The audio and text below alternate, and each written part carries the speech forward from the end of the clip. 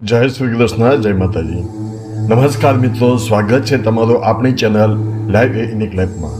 આજે આપણે વાત કરીશું બુધની સ્વામિત્વવાળી કન્યા રાશિ માટે મે 2026નો મહિનો કેવો રહેશે એ વિશે વાત કરીશું.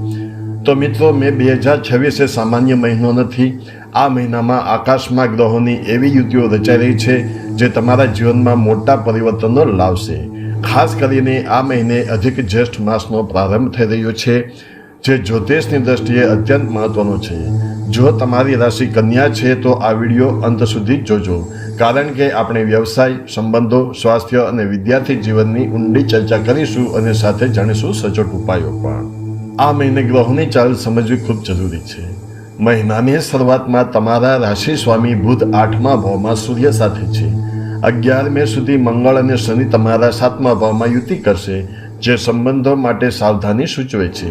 11 મે પછી મંગળ 8મા ભાવમાં જશે. સૌથી મહત્વનું પરિવર્તન 15 મે પછી આવશે, જ્યારે સૂર્ય અને બુધ તમારા 9મા ભાવ એટલે કે ભાગ્ય ભાવમાં પ્રવેશ કરશે. ગુરુ મહારાજ આખો મહિનો તમારા 10મા ભાવમાં રહીને તમારી કારકિર્દીને બળ આપશે.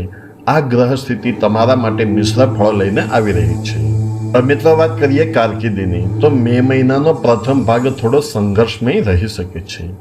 બુધ 8મા ભાવમાં હોવાથી કાર્યસ્થળ પર તમારી મહેનતનું પરિણામ મળવામાં વિલંબ થઈ શકે છે. પરંતુ 15 મે પછી જેવો બુધ ભાગ્ય ભાવમાં જશે, તમારી અટકેલી ફાઇલો આગળ વધશે. 29 મે પછી બુધ તમારા 10મા ભાવમાં સ્વગૃહી થશે, જે પ્રમોશન અને મોટી જવાબદારીઓ લાવશે. વેપારીઓ માટે આ સમય વ્યૂહાત્મક ભાગીદારીનો છે. જો તમે નવો પ્રોજેક્ટ શરૂ કરવા માંગતા હોવ તો 16 મે પછીનો સમય સર્વશ્રેષ્ઠ છે.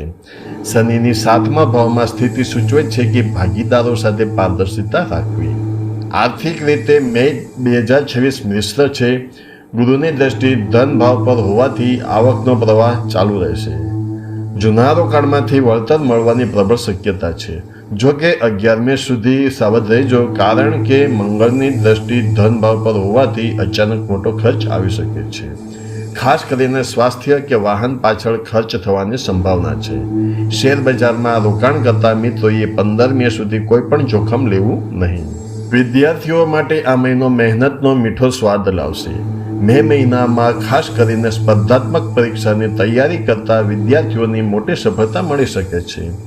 રાહુ 6ઠા ભાવમાં હોવાથી તમારી એકાગ્રતા વધશે અને તમે અઘરા વિષયોને પણ સરળતાથી સમજી શકશો. જેઓ વિદેશમાં ઉચ્ચ શિક્ષણ માટે જવા માગે છે, તેમના માટે 15 મે પછીનો સમય દસ્તાવેજી કામકાજ માટે ઉત્તમ છે.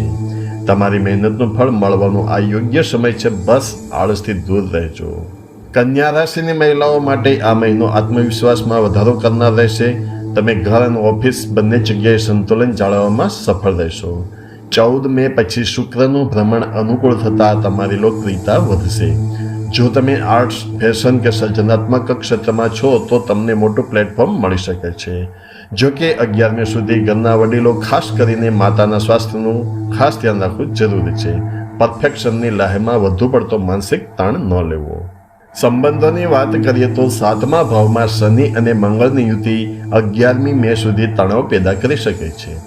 જીવનસાથી સાથે નાની વાતોમાં દલીલો ટાળવી. 11મી મે પછી મંગળ બદલાશે એટલે સ્થિતિ સુધરશે. અપરિણિત જાતકો માટે મહિનાના ઉત્તરાર્ધમાં લગ્નના સારા પ્રસ્તાવો આવી શકે છે. જેમના સંતાનો છે તેમને સંતાન પક્ષ તરફથી આનંદના સમાચાર મળશે. પરિવારમાં કોઈ ધાર્મિક પ્રસંગ કે નાની મુસાફરીનું આયોજન થઈ શકે છે. આરોગ્યના મોરચે જોઈએ તો આ મહિને બેદરકારી ન રાખતા. 15મી મે સુધી બુધ અને સૂર્ય 8મા ભાવમાં હોવાથી પાચન તંત્ર, પેટમાં દુખાવો કે એસિડિટીની સમસ્યા થઈ શકે છે.